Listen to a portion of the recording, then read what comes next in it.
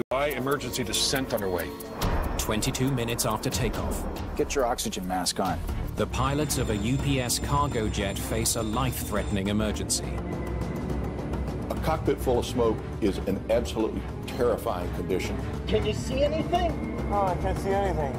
It's about as bad as you can get. The pilots need information fast. Tell me what to do. What altitude, what speed, what heading? Controllers on the ground may be their only hope. I want you to tell him exactly what I say when I say it. It's almost impossible to grasp the magnitude of the task. 300 feet, any runway is available. If he doesn't sort this out, this is going to result in a catastrophic accident.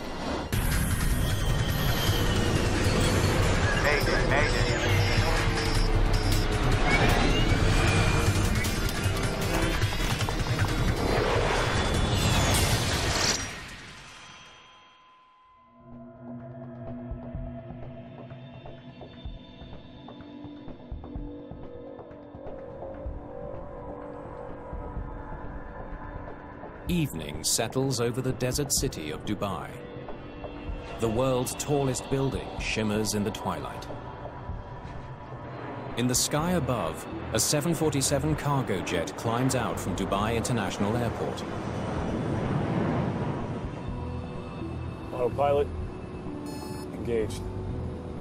After a routine takeoff, the crew of UPS 6 can now let the autopilot take over most of the flying and settle in for a long night. You'll never get tired of that view. First Officer Matthew Bell is piloting the plane.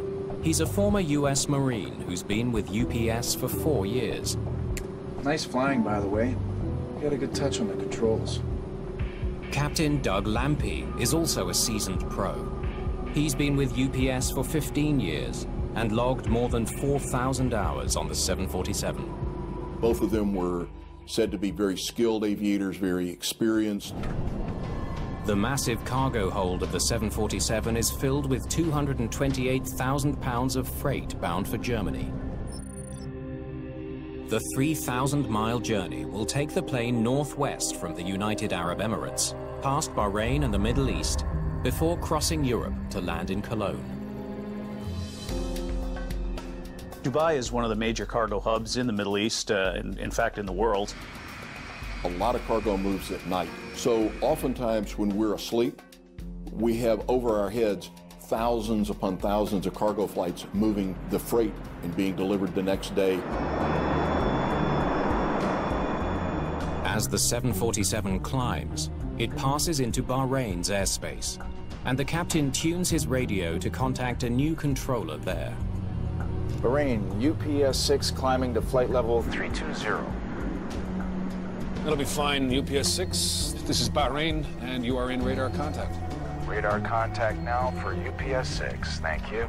Richard Phillips is now responsible for the plane. It's busy airspace. There's a lot of frequency changes. There's a lot of different air traffic controllers you talk to while traversing this airspace.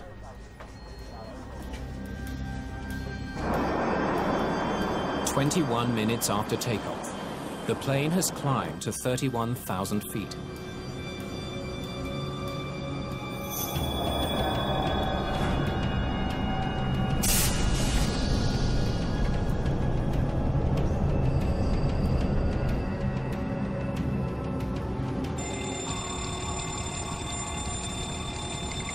Fire, main deck forward. An alarm warns of a fire in the cargo hold. I'll fly the airplane, you run the checklist. Okay. Checklist for fire, main deck forward. Land at nearest available airfield. Just got a fire indication on the main deck. I need to land ASAP. To have a fire on an airplane directs the crew to immediately land the airplane. There is no such thing as a good fire.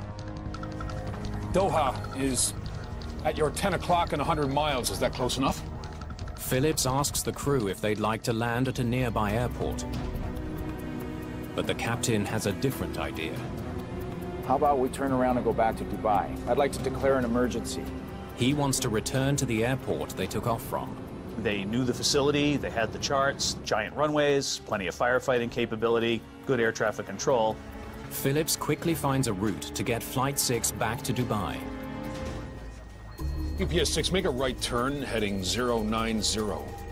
Turn right, 090.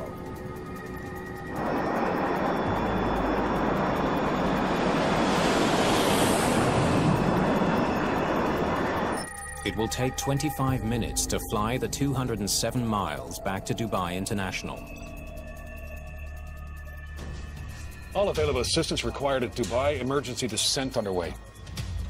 In Bahrain, Philip's workload just skyrocketed. Iraqi Airways Flight 10, descend flight level 27,000. It's his job to keep the airspace around UPS 6 clear of other planes. Iraqi Airways Flight 1, turn right 10 degrees. I've got an emergency descent. When you declare an emergency in an airplane, anywhere in the world, you can fly at any altitude, at any heading, go in any direction, fly through any airspace. Dubai 70, make a left turn 190. It doesn't matter. You own the sky. Pack 2 and 3 off. The first officer activates the fire suppression system and depressurizes the cargo hold. The maneuver sucks the oxygen from the hold, which should stifle the flames. Cargo airplanes have a unique advantage in that they can starve a fire of oxygen, which is one of the 3 essential elements of a fire. Get your oxygen mask on. The pilots also don emergency masks with up to 2 hours of oxygen, in case smoke gets into the cockpit. Part of the checklist is to put on your oxygen mask. You don't have any choice, and in a fire it's pretty obvious that you need to be breathing. Captain Lampe flicks off the autopilot and begins flying the plane manually. For the pilot to be hands-on in the emergency, he can immediately make inputs to the airplane without having to deal with making entries to a computer or anything like that. He can just simply point the airplane where he wants it to go.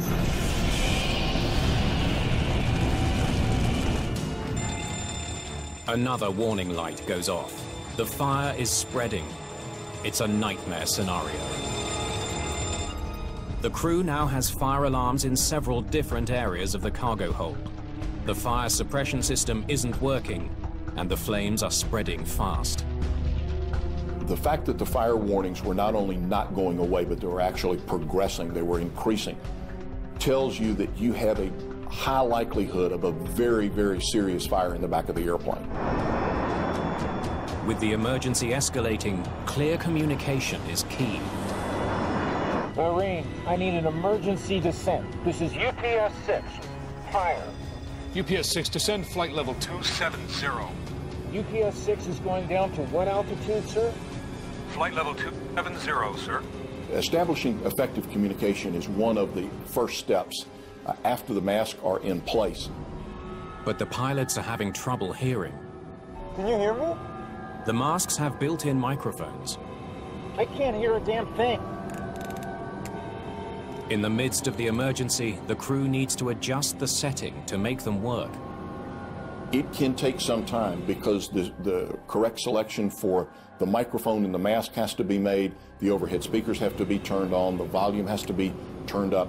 The downside of that is that no additional parts of the checklist are accomplished until the crew communication is established. Bahrain, do you read UPS 6? UPS 6, go ahead, sir. Just as the communication problem is solved, a much bigger one drifts in.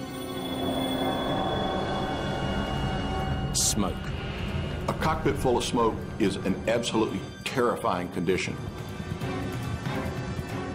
You're doing everything you can to vent smoke out of the airplane, yet it continues to get worse. God, it's getting hot in here. The captain starts to feel heat. He knows the fire's right underneath him. I need a descent down to 10,000 feet right away, sir. UPS 6, descend and maintain 10,000. Your discretion. A terrifying situation is about to get worse. As soon as he starts to pitch the airplane down, there's no control of the elevators.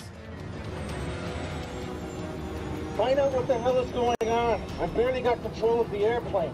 That's very disconcerting because losing the normal actions of a primary flight control can have catastrophic effects. The crew of UPS 6 is still 22 minutes from Dubai International Airport. I've got no control of the airplane. What? I have no pitch control of the airplane. Pitch control, that's nose up, nose down of the airplane. It's critical to airspeed, and as he gets close to the runway, critical to being able to land. The captain knows if he can re-engage the autopilot, it might be able to steady the plane. Very quickly and prudently, he decides something's not right. Let's go back to the automation. But the smoke is blinding. Can you see anything? No, I can't see anything.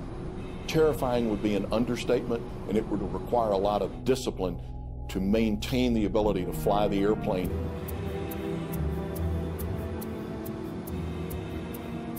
The captain gropes through the smoke and finds the autopilot control. The strategy works. For now, the plane is stable. But navigating back to the airport with smoke obscuring the controls will still be an enormous challenge. UPS 6, proceed direct to Dubai when you're able. With UPS 6 about to fly out of his airspace, Phillips gets on the phone to controllers in the United Arab Emirates to make sure Dubai Airport is ready for the incoming plane. UPS 6 is reporting a cargo fire and has declared an emergency. Try and get Dubai into the computer. The crew needs to program their autopilot for the return to Dubai. Let's get straight into 12 left. 12 left. Okay. Unfortunately, the pilot is going to need to see that autopilot to configure it. No, I can't see it.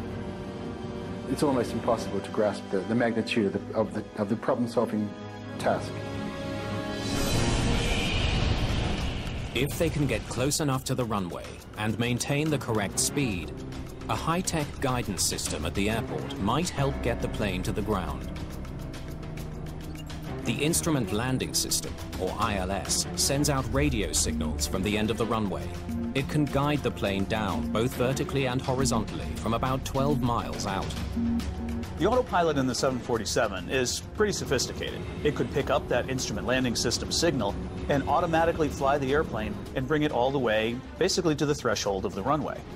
But first, Bell has to dial in the right frequency for the ILS signal from runway 12 left.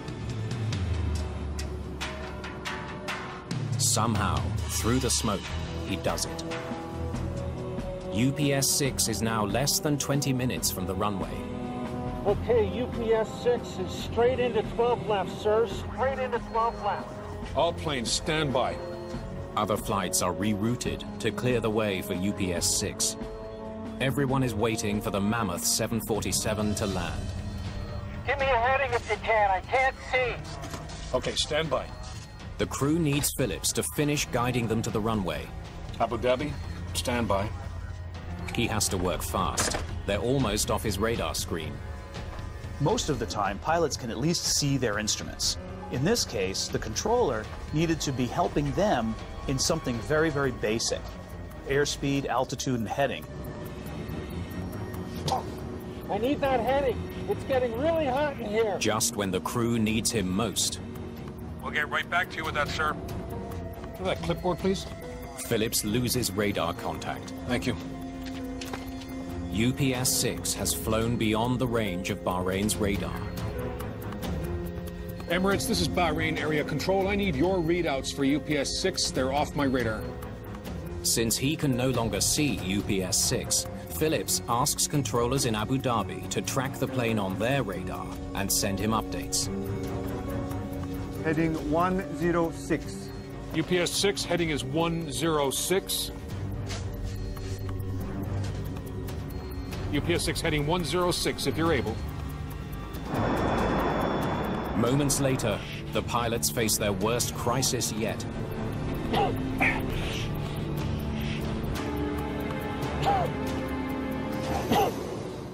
I got no oxygen. Okay, hold on. Are you okay?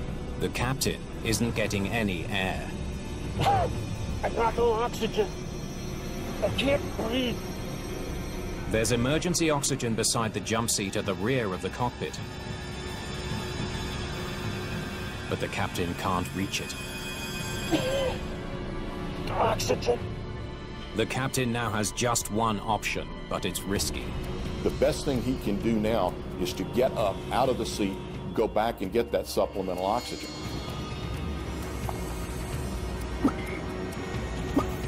You fly. I got it. I got control. No pilot wants to leave the controls in an emergency. It goes against every instinct. That would be a hard decision to make, and one made almost out of desperation, or put another way, made with no other choice. As the seconds pass, with no sign of the captain's return, First Officer Bell faces a terrifying reality. He is now on his own. The situation now is doubly worse for the first officer. The captain is most likely incapacitated. He's no longer communicating. And now the first officer's got to do it all himself. Mayday, mayday, mayday! Can anyone hear me? As the slow realization happened, the captain's not coming back. All it does is intensify the focus of, what do I need to do to get on the runway in Dubai? Bell is also facing another problem. After flying beyond Bahrain's radar range, he is now about to fly out of its radio range as well. Just like a cell tower or a AM/FM radio, as you get farther away, the signal gets weaker and weaker and eventually doesn't work anymore. UPS 6, contact Dubai 132.0. Controllers give him a new frequency to tune in to Dubai control. But it's no use. The smoke in the cockpit is too thick. Sir, we're gonna have to stay with you. We can't see our radios. Can you give me an altitude? He couldn't change back to the Dubai frequency. So the problem now is, how do you talk to someone out of radio range on your frequency? His only choice is to stay with Richard Phillips in Bahrain. Phillips has to think fast. Sky Dubai 751, you're my intermediary. Sky Dubai 751, roger. In a quick piece of thinking, the controller said, I'm going to use relays to communicate with the airplane which is flying out of my radio range. He recruits a plane that's flying within radio range of both Bahrain Control and UPS 6. This plane will act as a relay, forwarding messages to and from the stricken plane. At the same time, controllers in Abu Dhabi are tracking UPS 6 on radar and feeding that data to Phillips by phone. UPS 6, your altitude is 15,000. This is Sky Dubai 751 relay. It's a makeshift system that could save the first officer's life. UPS 6 is now just 12 minutes from the runway in Dubai, hurtling toward it at more than 400 miles an hour. Dubai is how far? It is possible for a single pilot to land a 747, but in an emergency, the workload is immense. He can't see his instruments, doesn't know where he is in relation to the ground or the airport, and has basic troubles in controlling the airplane. That's about as bad as you can get. Sir, you're gonna have to work faster. Give me a heading direct to the airport at Dubai and give me immediate vectors. UPS 6 requests radar vectors to the runway. Okay, tell him to stand by. UPS 6 requests vectors to runway. In Bahrain, Phillips draws on all his experience to manage the communications. The air traffic controllers were faced with this unique situation. Pilots who couldn't see their instruments, never mind just couldn't see outside, and were trying the best they could to give this pilot the information that he needed. Current airspeed immediately! Immediately! As he fights for his life, all Matthew Bell knows is that the information he needs can't come soon enough. There's a lot of people in this communication loop, and information has to pass from one person to the next, to the next, to the next. And this takes time, and that's something the first officer doesn't have very much of. As UPS 6 speeds ever closer to Dubai, Phillips struggles to keep the lines of communication open. As each relay plane flies out of range, he must scramble to find another. Dubai 1, you up? Dubai 1, go ahead. Dubai 1 is a government aircraft, a 747. Captain Paddy Hurst will be the voice Bell hears during the final descent. Dubai 1, your radar contact, sir. I need you to do relays for UPS 6. All right. What do you want me to tell UPS 6? I want you to tell him exactly what I say when I say it. The next 5 minutes will decide the fate of UPS 6 and its lone pilot, Matthew Bell. He's now dependent on his thousands of hours of experience and training to basically rewrite an emergency procedure for this airplane, because these compound failures are far and above anything that we train for. Tower clears you to land, runway 12 left. UPS 6, you are cleared to land. 12 left. Tell me what to do. What altitude, what speed, what heading. Okay. Bell desperately needs to know how to line up with the runway. They want to know what altitude, what speed, what heading. I need current altitude, speed, and heading. 20 miles out, heading 115. UPS 6, 20 miles, heading is 115. UPS 6, you are 20 miles from the field. The information is frustratingly incomplete. Just like the game of telephone, a little bit gets lost in the translation.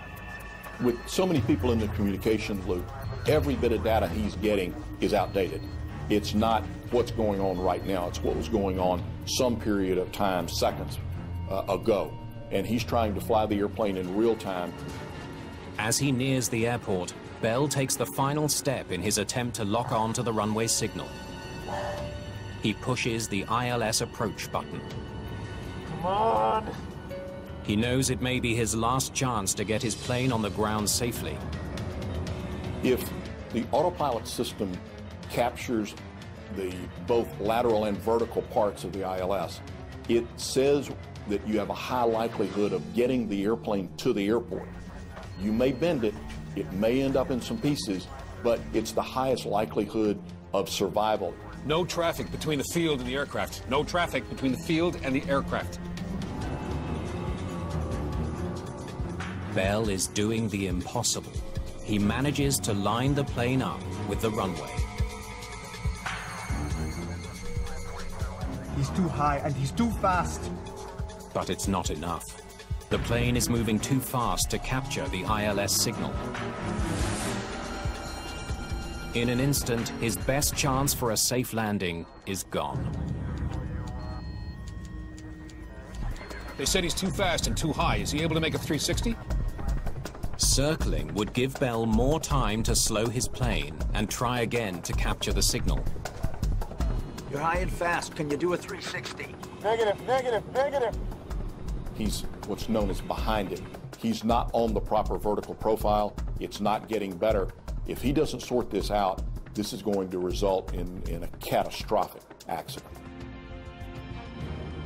Bell doesn't give up. He sets the autopilot to speed up his descent. Here we go. He hopes he can bring the plane in steep and fast and somehow make the landing work.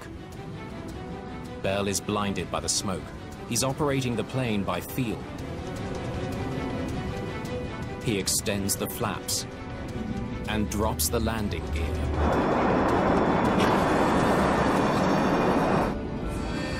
An alarm warns Bell the gear did not drop. I have no gear. He was doing everything he could to maintain control of a severely crippled airplane. Sir, where are we? Where are we located? Bell is overshooting the runway. He was pretty much lined up along the left-right course to the runway. Unfortunately, it was too high for him to make a landing. Is he able to make a left turn for a 10-mile final for Sharjah? Air traffic thought quick. They knew there was another runway nearby at Sharjah and tried to give him guidance to make that runway. Are you able to make a left turn now to Sharjah? It's 10 miles away. Give me a left turn. What heading? A small left turn could take him to the alternate airport. What sort of heading, Marine?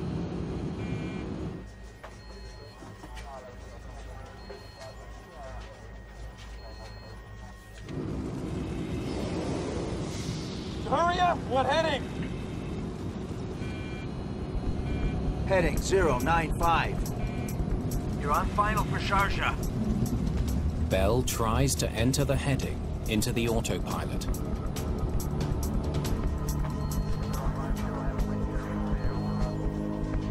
He's made a right turn. A right turn. But instead of turning left, the plane turns the wrong way, 90 degrees to the right.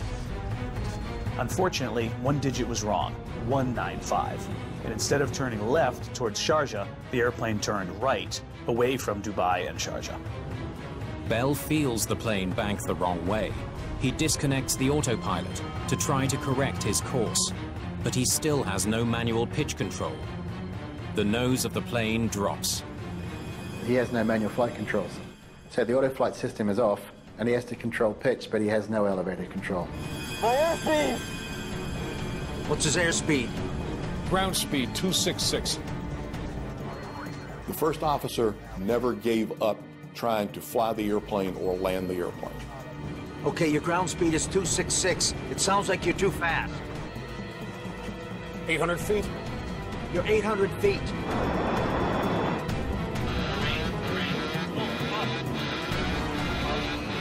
.300 feet, any runway is available. Any runway available, UPS 6. If able, climb immediately. Climb immediately! UPS 6, climb immediately!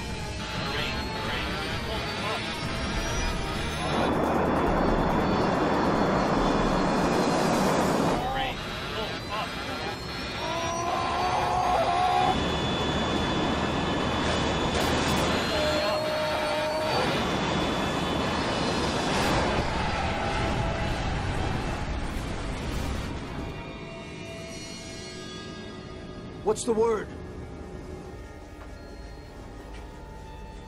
Radar contact lost.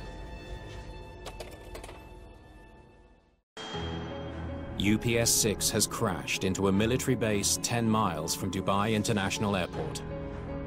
Neither pilot has survived. First Officer Matthew Bell, who fought to the final seconds, leaves behind a wife and a 4-year-old daughter. Captain Douglas Lampy was also married with 4 children. It's one of Dubai's worst ever aviation disasters.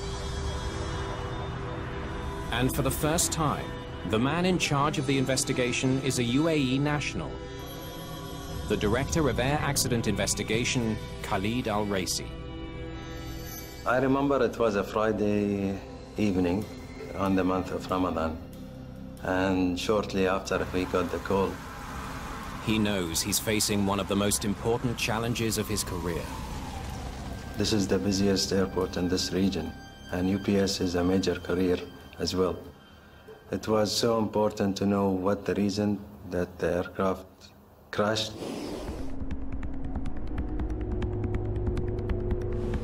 Al-Raisi already has an important lead. The pilots told controllers the plane was on fire. But he doesn't know what caused the fire, or how it could have crippled a jumbo jet so completely. The $220 million plane is now charred rubble. The unrecognizable remains spread over a wreckage site the size of 6 football pitches. The airplane had hit at very high speeds. There were a lot of small pieces, and when that happens, from an investigative standpoint, it's going to be really challenging. Al-Raisi quickly appoints New Zealander Darren Straker to lead the investigation. Straker is an experienced air crash investigator recently recruited to the UAE. Okay, let's get moving. We need to see every piece. First question is, what was on fire? How did it get on board? Why didn't the aircraft fire suppression system handle it? And how did this 747 drop out of the sky in the middle of a large city? Since the 747 is American-built, well, what do you need? Al-Raisi also calls in investigators from the U.S. National Transportation Safety Board. We knew right away from the air traffic communications they had this catastrophic fire and all these other side effects in the airplane. We needed to find out how could this happen. The 747 is one of the most popular planes in the sky. The newly formed team needs answers fast. I want you to search this entire grid, inch by inch. The first step is to recover as much debris as possible. We call it eating the elephant. Where do you start? One bite at a time. First things to look for were the flight recorders, the CVR and FDR. The cockpit voice recorder is found almost immediately. It should have captured everything the pilots said in the cockpit. But there's no sign of the flight data recorder, and the heat of the desert is making a difficult search even more challenging. We needed to find the data recorder. So we just resorted to searching square by square. We made 10-meter square sections, and we just progressed in a linear fashion from the beginning of the debris field.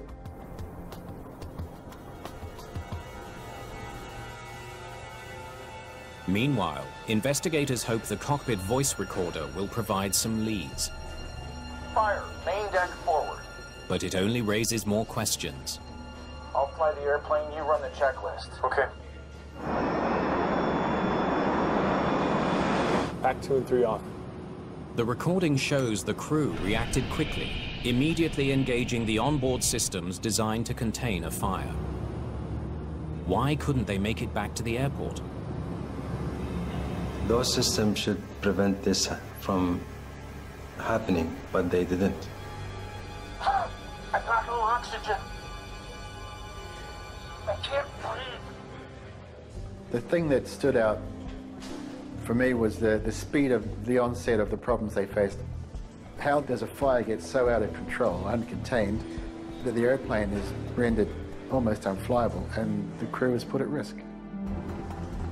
3 days in, the search for the second recorder pays off. The flight data recorder should contain information about exactly where the fire started and how it progressed. Let's see what the lab can do with this back in Washington. Investigators won't know what they have until they can get the recorder to an NTSB laboratory for analysis.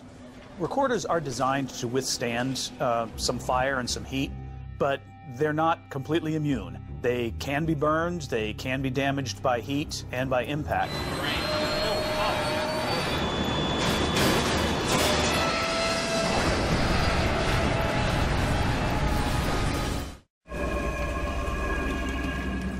Beyond the outer edge of the wreckage field, investigators make an unexpected find. We looked outside the burned area and saw this little shrub, maybe 3 feet high, just sitting out by itself in the dirt, burned, far away from the main area. Inside that bush was one small lithium battery that had burned, blown itself up, and shot out of the wreckage into the little bush. The small piece of evidence suggests a terrifying new theory. The cargo manifest reveals UPS 6 had dozens of shipments of lithium batteries or consumer electronics that contain them. 81,000 batteries. That's a lot of hazardous cargo. Once we'd got the cargo manifest and seen the total volume of these batteries that were on board, we were heading in the right direction. Lithium batteries are extremely flammable. They can provide up to 10 times the energy of regular alkaline batteries, which is why they last longer in electronics. But their volatile chemical composition means they can burst into flames if they're damaged. Is that what happened in the cargo hold of UPS Flight 6? Joseph Panagiotou is a fire and explosives expert for the NTSB. There's been instances where they're trying to load a pallet of cargo which contains a lot of batteries and it catches on fire at the airport before getting onto the airplane. So we're aware that that is a possibility. You can't automatically conclude that that's what it is, but it's one of the prime suspects. Demand for lithium batteries has never been higher. Several billion are manufactured and shipped around the world every year. Lithium batteries are on everything that we do. They're in our cars, they're in our homes, they're in every airplane we get on, they are everywhere. At a testing facility in the United States, Straker runs lab tests to explore just how flammable lithium batteries can be. The results are astonishing. When they heat a single box containing 100 batteries, it quickly ignites, sending up flames that reach temperatures of 2,000 degrees Fahrenheit. We were completely surprised at how a small AA-sized lithium battery would overheat and then vent and practically just explode into a problem which you couldn't contain.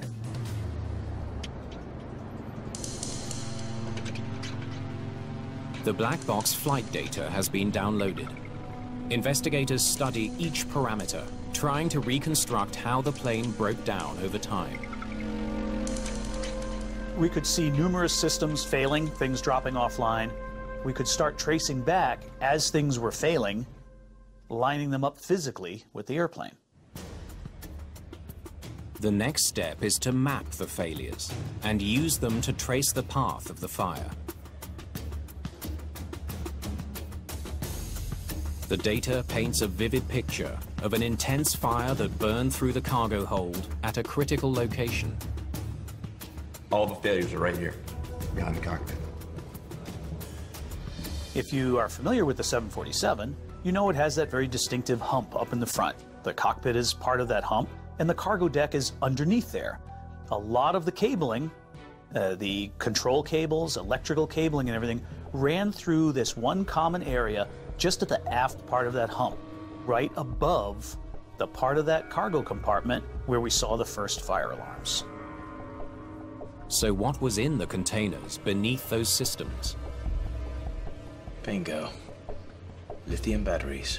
Right underneath the critical failure points in the airplane, we found some shipments in there of some pretty large batteries, a lot of energy, packed in a very dense place.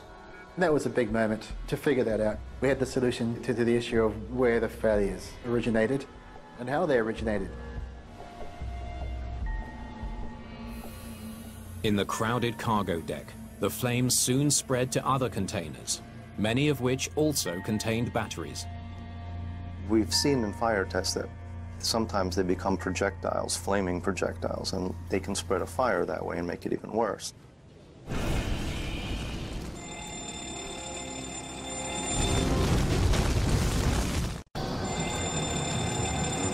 Fire, main deck forward.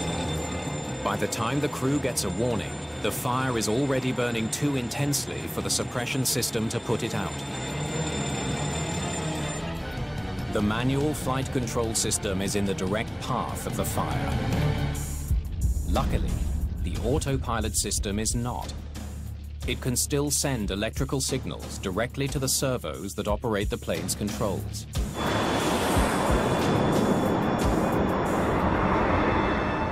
But when the pilot switches off the autopilot, the plane becomes nearly impossible to fly. I have no pitch control of the airplane. Fire quickly destroys more systems, including the captain's oxygen supply and the landing gear controls. I have no gear. But Straker believes the tragedy would have been even worse if not for the final actions of the first officer. 300 feet, any runway is available. At the last moment, in a plane he could barely control, If able, climb immediately. Climb immediately! he manages to narrowly avoid a suburb of Dubai. At the very end, there are some control movements that go in, which if he hadn't made them 2 seconds beforehand, they would have collided with that residential area.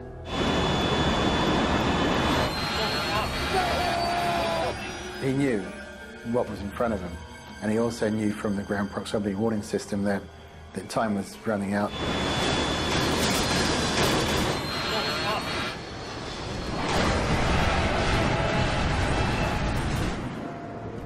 Investigators have one final question. The 747's cargo area is equipped with a flame-resistant liner. It wraps the entire cargo hold in a protective shield. It should have protected the critical systems. We had to get on top of the reason of this failure to save other people's lives.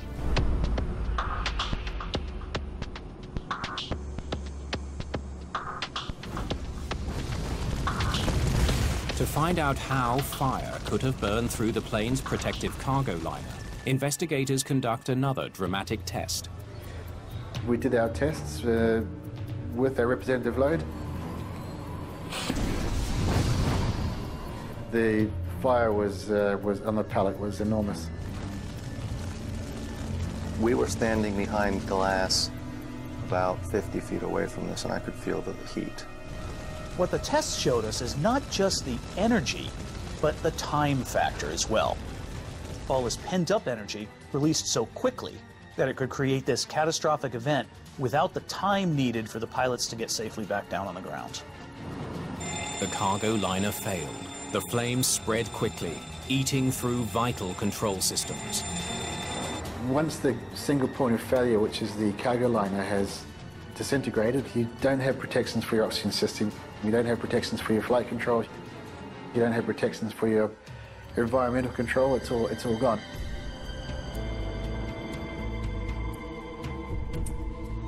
It all came down to a single point of failure. We never thought that a new aircraft could have such failure, or nobody thought of these failures would happen. The final report highlights the need for better smoke detectors and fire extinguishers in cargo holds. It also calls for new fire-resistant cargo containers. The final report for UPS 6 came up with 36 safety recommendations.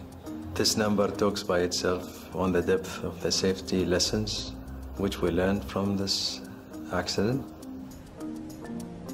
One of the big changes that's already occurring in the cargo industry is the concept of container-level fire detection. Rather than relying on the smoke detection or fire detection in the cargo compartments themselves, these very large compartments, we're moving towards the ability to detect fires inside the cargo pallets themselves, inside the containers, rather than waiting before it's too late and too big. At UPS, the entire company mourned the loss of their colleagues. Even before the report came out, they took steps to keep their pilots safer. The company is testing a new cargo container that can withstand a 1,200-degree fire for up to 4 hours. That type of containment capability will allow our people, as well as anyone in the world, to safely get an aircraft on the ground no matter where they're flying. UPS has also improved safety in the cockpit. We've implemented full-face oxygen masks, which can be placed on our pilots with one hand. 3 seconds gives them more time to respond to perhaps a smoke-filled cockpit. We also will be the first international carrier to install EVAS, which is the Enhanced Vision Assurance System. The new system creates a sealed air bubble for the pilots that allows them to see both their instruments and the view ahead if the cockpit ever fills with smoke.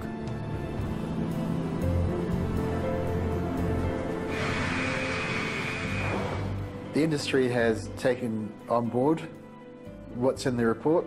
They're addressing the risk slowly. There's a general public awareness that the batteries now can pose a serious risk. So if all of the safety recommendations which the Civil Aviation Authority have put in the report are implemented, any other similar accident will be avoided.